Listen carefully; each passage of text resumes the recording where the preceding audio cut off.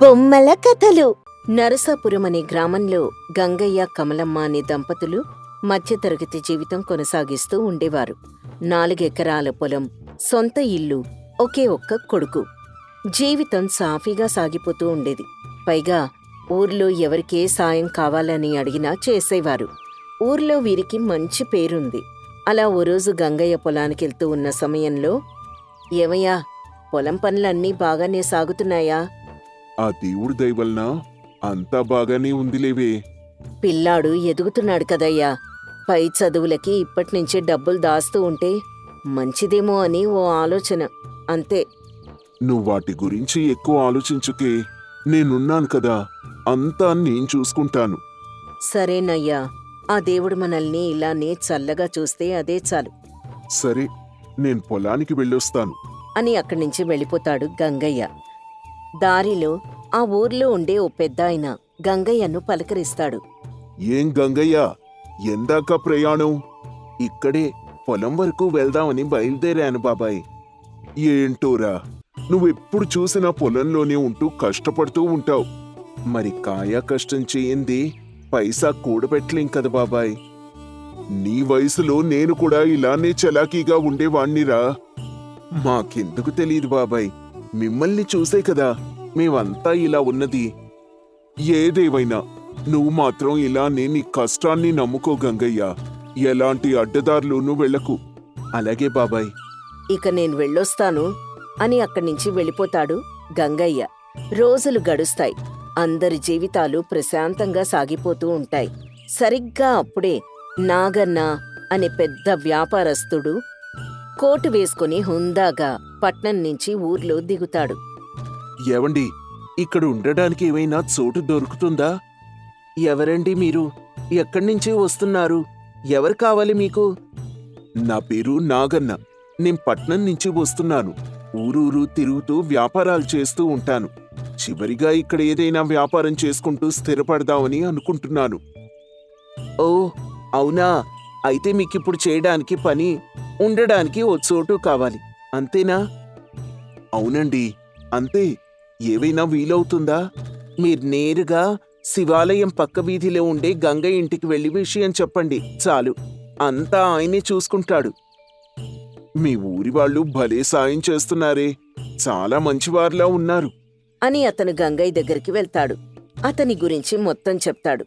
అప్పుడు గంగయ్య, మరి మీరు పట్నంలో అన్ని వ్యాపారాలు పెట్టుకుని ఇక్కడ స్థిరపడాలని ఎందుకొచ్చినట్టు? ఆస్తులు వ్యాపారాలైతే ఉన్నాయి, కానీ నాకక్కడ ప్రశాంతత లేదండి. అందుకే అవి నా కొడుక్కి అప్పగించి నేను ఊరికొచ్చాను. పోన్లేండి, మీరు సరైన చోటుకే వచ్చారు. మా వెనక వీధిలో ఓ ఇల్లు ఖాళీగా ఉంది. వారిప్పుడు పట్నంలో స్థిరపడిపోయారు. అక్కడెవ్వరూ ఉండడం లేదు. మీకు అభ్యంతరం లేకపోతే అక్కడ ఉంటారా? అయ్యో, దొరికిందే మహాప్రసాదం. నా వ్యాపారానికి కూడా ఈ చోటు సరిపోతుందేమో. ఇంతకీ మీరే వ్యాపారం చేస్తూ ఉంటారు? నేను బట్టల వ్యాపారం చేస్తూ ఉంటాను. మంచిదండి, రండి, మీకిల్లు చూపిస్తాను అని గంగయ్య అతన్ని అక్కడికి తీసుకుని వెళ్తాడు. అతనికి ఆ ఇల్లు నచ్చి అక్కడే ఉంటాడు. ఇంటికొచ్చిన తర్వాత గంగయ్య కమలమ్మతో, ఆ మనిషిని చూసావా కమలమ్మ? చూడ్డానికి ఎంత హుందాగా ఉన్నాడు. ఆ ఉన్నాడు, మాట తీరు కూడా బాగానే ఉంది. వ్యాపారస్తుడు కదా, అలానే ఉంటారులేండి. ఆ హుందాతనం, హోదా ఉండాలి మనిషిలో. అబ్బబ్బా, ఏవైంది ఈరోజు మీకు? ఉదయం నుంచి ఆయన గురించే మాట్లాడుతున్నారు. నాకేమైంది? ఏమీ కాలేదు. ఆ మనిషి మంచతన్లా ఉన్నారు అని మాత్రం చెప్తున్నాను, అంతే. అంతే అయితే సరే అని కాస్త అనుమానంగానే అంటుంది కమలమ్మ. రోజులు గడుస్తాయి. నాగన్న తన మాటకారితనంతో ఊరందర్నీ మచ్చిక చేసుకుంటాడు. అతని గురించి అందరూ గొప్పగా మాట్లాడుకుంటూ ఉంటారు. ఈ మాటలు కమలమ్మ గంగయ్యకి చెప్తుంది. గంగయ్యలో కాస్త అసూయ మొదలవుతుంది. ఆ నాగన్న భలే మనిషండి, ఊరందర్నీ మచ్చిక చేసేసుకున్నాడు. ఆ వ్యాపారస్తుడు కదా, మరి మాటలతో బూరెలు అలానే వండేస్తారులే. అయినా ఆయన కొంచెం కూడా గర్వం లేదండి. అందరితో బాగా కలిసిపోయాడు. చాలు, కాస్త జాగ్రత్తగా ఉంటే అదే మంచిది. ముందు అన్నం వడ్డించు అని కోపంగా అంటాడు. రోజులు గడుస్తున్న కొద్దీ గంగయ్య కంటే ఎక్కువ గౌరవం నాగన్నకు దక్కుతుంది. ఓ రోజు నాగన్న గంగయ్య దగ్గరకొచ్చి, గంగయ్య గారు, మీ పుణ్యవాణి నాకు ఉండటానికి చోటు దొరికింది. నాకా ఇల్లు బాగా కలిసొచ్చినట్టుంది. వ్యాపారం కొద్ది రోజుల్లోనే ఊహించని విధంగా అభివృద్ధి చెందింది. ఓన్లేండి, అంతా మంచిగానే జరిగింది కదా. అవునండి, నేనా ఇంటి యజమానులతో కూడా మాట్లాడాను. మన ఊరి పెద్ద ద్వారా వారికి ఉత్తరం రాశాను. దేని గురించి మాట్లాడుతున్నారు మీరు? మరేం లేదండి, ఈ స్థలం, ఈ ఇల్లు నాకు బాగా కలిసొచ్చాయి కదా, అందుకే దాన్ని నేనే కొనుగోలు చేద్దామని అనుకుంటున్నాను. ఏంటి, ఆ ఇంటిని మీరు కొనుగోలు చేస్తారా? వారు చాలా ధర చెప్తారు, ఉన్నదంతా ఆవిరైపోతుంది.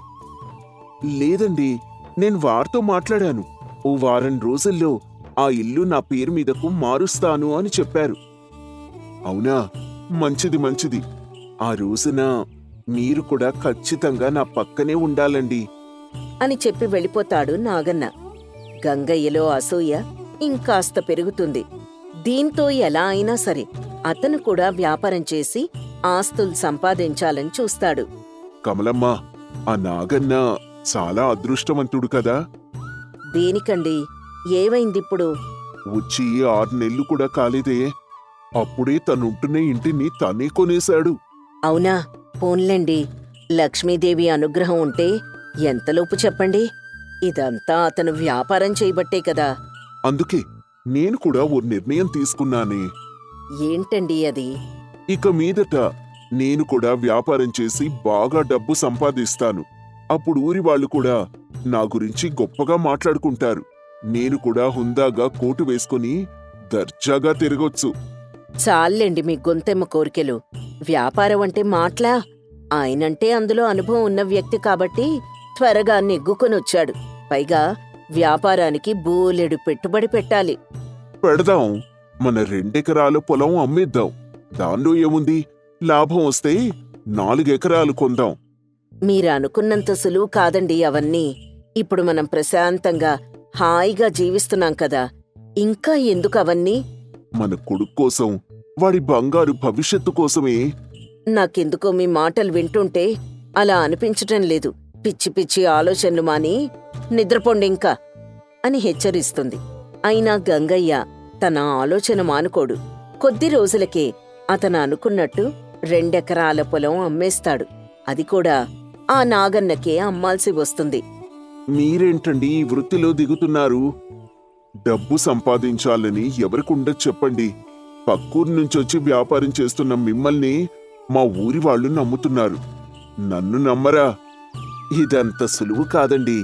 బయట వ్యక్తులు మిమ్మల్ని మోసం చేయాలని చూస్తారు. జాగ్రత్తగా ఉండాలి. చాలేవయ్యా, ఎక్కడ నీకు నేను పోటీ వస్తాను అనే కదా నీ భయం? అది కాదండి, మీ మంచి కోసమే చెప్తున్నాను. ఏం చేయాలో నాకు బాగా తెలుసులే. మాకు పట్నంలో తెలిసిన వాళ్ళున్నారు. మేము మాట్లాడుకోగలం అని నాగన్న చెప్పేది పట్టించుకోకుండా వెళ్ళిపోతాడు. మొదట్లో అంతా బాగానే ఉంటుంది. ఊర్లో ఇతని వ్యాపారానికి ఏ లోటు ఉండదు. అమ్మిన 2 ఎకరాలతో పాటు ఇంకో 4 కొంటాడు. దీంతో కమలమ్మ, ఏమయ్యా, వద్దన్నా వినకుండా చేశావు కదా, సరే పోనీ ఇప్పుడు ఇల్లు కూడా బాగు చేయించుకున్నాం. 4 ఎకరాల భూమి 8 అయింది. ఇక చాలయ్యా. చాలంటే ఎలాగే, మనం ఇంకా బాగా సంపాదించాలి. ఆ నాగన్న కంటే ఎక్కువ సంపాదించాలి. ఊర్లో మన గురించి చాలా గొప్పగా చెప్పుకోవాలి. ఇప్పుడున్న ఆస్తులు పేరు చాలు కదయ్యా. ఇక నాగన్న ఆస్తంటావా? ఎవరికుండేది వారికుంటుంది. లేనిపోని అత్యాశలు అవసరమా చెప్పు? నీకేం తెలీదు, నువ్వు నోరు మూసుకో. సంపాదించేది నేనే కదా, నేను చూసుకుంటాన్లే అని భార్య మీద కోప్పడతాడు గంగయ్య. సాఫీగా అంతా గంగయ్య అనుకున్నట్టు జరుగుతుంది. కాని ఓసారి అతని పట్నం స్నేహితుడు డబ్బు తీసుకుని సరుకు పంపించడు. దీంతో వ్యాపారంలో నష్టం వస్తుంది. చూసావా, ఏవైందో చూసావా? నీకా రోజే చెప్పాను, అత్యాశకు పోతే ఇలానే ఉంటుందయ్యా. నా స్నేహితుడు నన్నలా మోసం చేస్తాడని నేననుకోలేదు కమలా. లోకంలో మనుషులెప్పుడూ ఒకే రీతిలో ఉండరు. అందులోనూ వ్యాపారంలో ఇలాంటి వారితో జాగ్రత్తగా ఉండాలని ఆ నాగన్న కూడా చెప్తూనే ఉన్నారు. అవును కమలా, సంపాదన మత్తులో పడి నేనెవ్వరి మాట వినిపించుకోలేదు. అనవసరంగా మిమ్మల్ని రోడ్డు మీద నిల్చోపెట్టే స్థితికి తీసుకొనొచ్చాను. ఇప్పటికైనా పోయిందేమీ లేదండి. అంతా వదిలేసి గతంలోలా మన పని మనం చేసుకుంటూ బ్రతుకు సాగిద్దాం అని అంటూ ఉండగా అక్కడికి నాగన్న వస్తాడు. విషయం తెలిసింది గంగయ్య గారు. చాలా బాధగా ఉందండి. మీకే అవసరం వచ్చినా నేను మీకు అండగా ఉంటాను. చాలా ధన్యవాదాలు. ఆ మాట అన్నారు చాలు. ఆ రోజే మీ మాటలు చెవిన ఎక్కించుకొనుంటే ఈ రోజు నాకు ఈ స్థితి వచ్చేది కాదు. సర్లేండి, మరేం పర్లేదు. పడినవాడికి లేచి నిలబడ్డం తెలియకపోతే ఎలా? మళ్ళీ కష్టపడదాం. మరేం పర్లేదు. మీరు నాకు తోడుగా ఉంటే నేనిలానే ధైర్యంగా ముందుకు వెళ్తాను అని అంటాడు గంగయ్య. అప్పట్నుంచి అతను ఉన్నదానితో కుటుంబాన్ని సంతోషంగా చూసుకుంటాడు. ఆశ మంచిదే కాని మితి మీరిన ఆశ మనిషిని తన మానాన్ని సైతం కోల్పోయేలా చేస్తుంది. చాలు అనే భావన మాత్రమే మనిషికి నిజమైన సంతోషాన్నిస్తుంది. బసవరాజు పల్లె అనే గ్రామంలో రాజయ్య, శాంతమ్మ అనే భార్యాభర్తలుండేవారు. రాజయ్య నెమ్మదిగా మాట్లాడే అమాయకుడైన రైతు. శాంతమ్మ కాస్త గడుసుగాను పదే పదే బుసలు పెట్టే భార్య. మల్లేశం రాజయ్య మిత్రుడు. ఓ రోజు రాజయ్య తెల్లవారుజామున కోడి కూయకముందే లేచి పొలం పనులకి సిద్ధమవుతూ ఉంటాడు. అప్పుడు శాంతమ్మ గట్టిగా ఇలా అంటుంది. ఏవయోయ్, మనిషిగా ఇంట్లో పనిచేయడం నీకు చేదేం కాదు కదా. ఎంతసేపు ఆ పొలంలో ఉంటావు, నీ కుటుంబం కనిపించదా? అప్పుడు రాజయ్య నెమ్మదిగా చిరునవ్వుతో ఇలా సమాధానమిచ్చాడు. అబ్బే శాంతమ్మ, ఇంటి పనులు నాకేమైనా కొత్త ఏంటి? నేను చూసుకుంటాను కదా. నీ ఒట్టి మాటలు నా చెవికి ఎక్కవు. నువ్వు చేసేది తప్పు అని నీకు తెలీదు. అందుకే నేను నిన్నేడాదికి 40 సార్లు మందలిస్తాను. మందలించమ్మా, మందలించు. నీ నోరు నన్ను తిడితే నాకు శాంతమే. నువ్వలా మాట్లాడినా నేను మాత్రం నిన్ను గౌరవంగా చూస్తా. అబ్బో, గౌరవమా? నువ్వు నన్ను భయంతో చూస్తావు. గౌరవం కాదది. అబ్బా, ప్రతి మాటకు అలగడమేనా? ఇక్కడెవ్వరూ అలగలేదులే అని వెనక్కి తిరిగి ఇంట్లోకెళ్తుంది.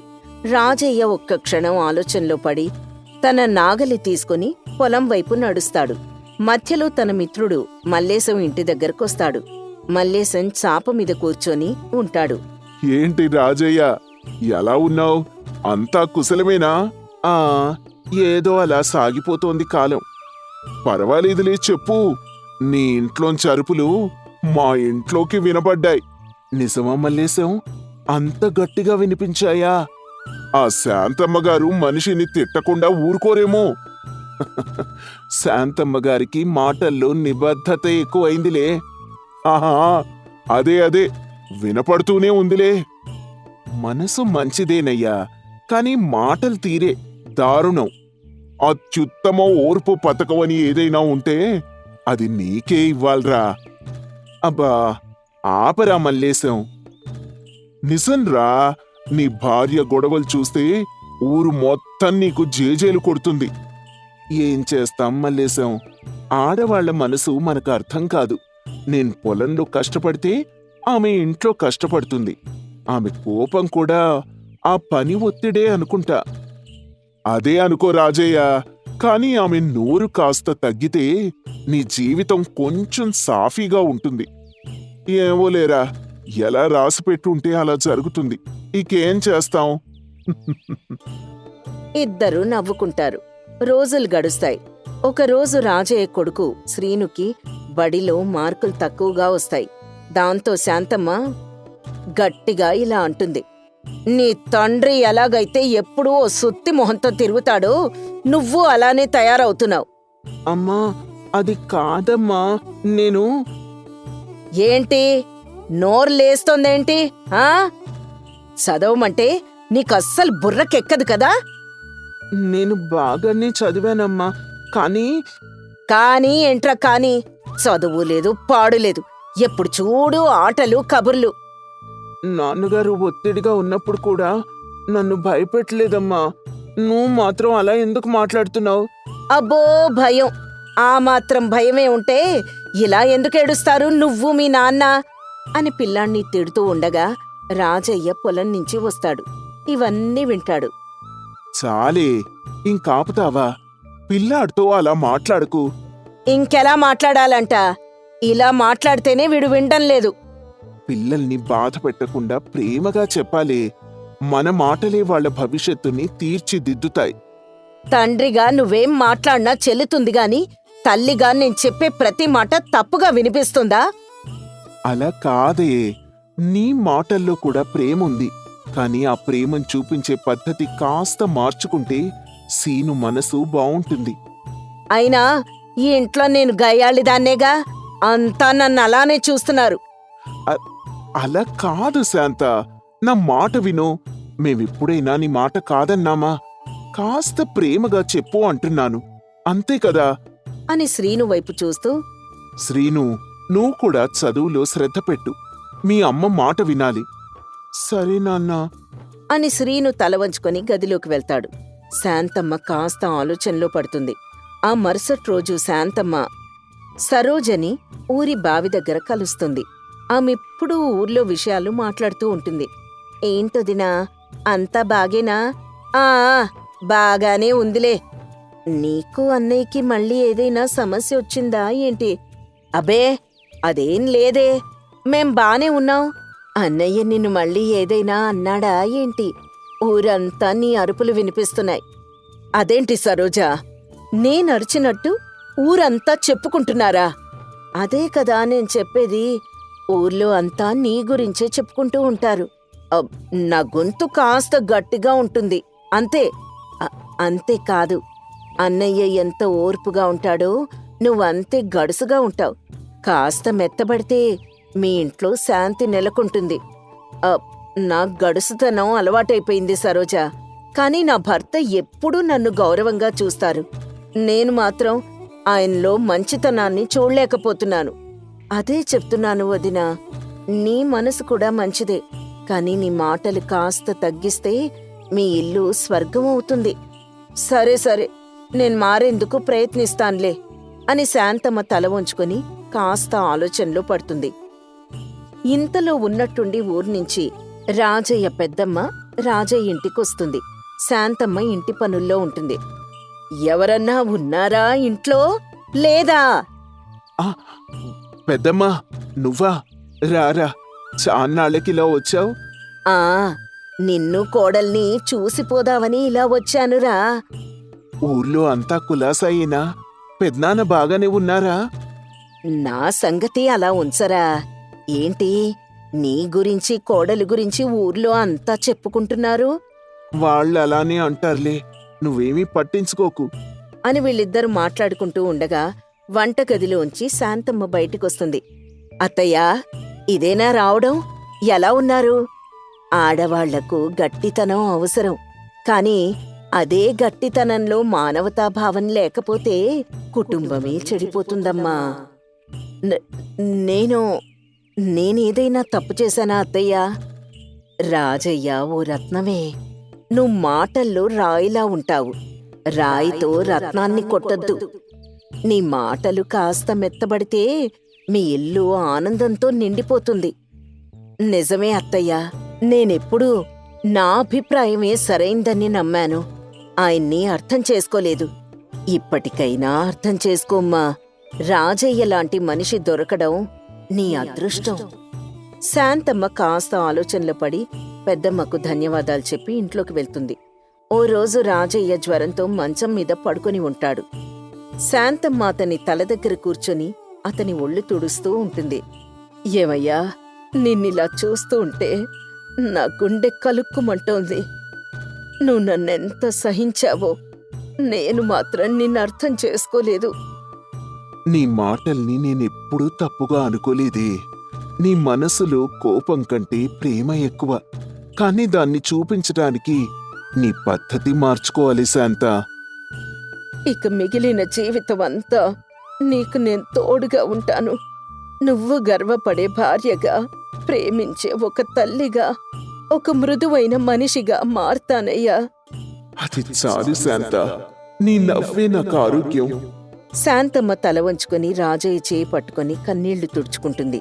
రాజయ్య జ్వరం తగ్గిన కొన్ని రోజుల తర్వాత శాంతమ్మ శ్రీనుతో ఇంటి ముంగిట కూర్చుంది. శ్రీను, నీతో నేనెప్పుడూ కోపంగా మాట్లాడేదాన్ని. కాని మీ నాన్నగారు నాకొక పాఠం నేర్పారు. ప్రేమగా మాట్లాడితే మనసు తేలిక పడుతుంది అని. అమ్మా, నువ్విలా మాట్లాడటం నాకు కొత్తగా ఉందమ్మా. నాన్నగారు ఎప్పుడూ నన్ను ప్రేమగా చూసుకుంటారు. నువ్వు కూడా ఇలాగే ఉంటే నాకు చాలా సంతోషం. ఇక నుండి నేను కూడా అలాగే ఉంటాను శ్రీను. నువ్వు చదువు మీద శ్రద్ధ పెట్టు. నువ్వు బాగా చదువుకుంటే మీ నాన్నగారికి నాకు గర్వంగా ఉంటుంది. శ్రీను నవ్వుతూ తలూపి తల్లి చేయి పట్టుకుంటాడు. కొన్నాళ్లకు ఊరి పెద్ద రాములు సభలో నిలబడి రాజయ్య శాంతమ్మను పిలుస్తాడు. ఊరి ప్రజలంతా గుమిగూడి ఉన్నారు. బసవరాజు పల్లెలో రాజయ్య శాంతమ్మ లాంటి జంట చాలా అరుదు. ఈ రోజు వీళ్ళు మనందరితో ఒక విషయం చెప్పాలనుకుంటున్నారు. అప్పుడు శాంతమ్మ ఇలా అంది. నా భర్త నన్ను నిశ్శబ్దంగా ప్రేమించాడు. నేను మాత్రం గొంతెత్తి తప్పుగా మాట్లాడాను. కాని జీవితంలో గొప్ప మార్పు మాటల్లో కాదు, మనసులో రావాలి. నన్ను మేలు మార్గంలో నడిపించిన మా వారికి కృతజ్ఞతలు. మనిషి మారాలంటే నమ్మకం, ప్రేమ అవసరం. గడుసుదైన నా భార్య నా జీవితంలో నాకు ఒక గురువు పాత్రగా మారింది. మా ఆవిడ మనసు మంచిదే. ఆమెలో మార్పు నాకు చాలా గర్వకారణం. అందరూ చప్పట్లు కొడతారు. శ్రీను, పెద్దమ్మ, మల్లేశం, సరోజ కూడా నవ్వుతూ చప్పట్లు కొడతారు. ఈ జంట మన ఊరికి ఒక ఆదర్శం. ప్రేమ, ఓర్పు, మార్పు ఇవి మన జీవితంలో ముఖ్యమైనవి. రాజయ్య, శాంతమ్మ గార్లకు మన ఊరి ఆశీస్సులు. సభ ముగుస్తుంది. రాజయ్య శాంతమ్మ చేతులు పట్టుకొని శ్రీనుతో కలిసి ఇంటివైపు నడుస్తారు. ఊరి ప్రజలు వారిని ఆనందంగా చూస్తారు.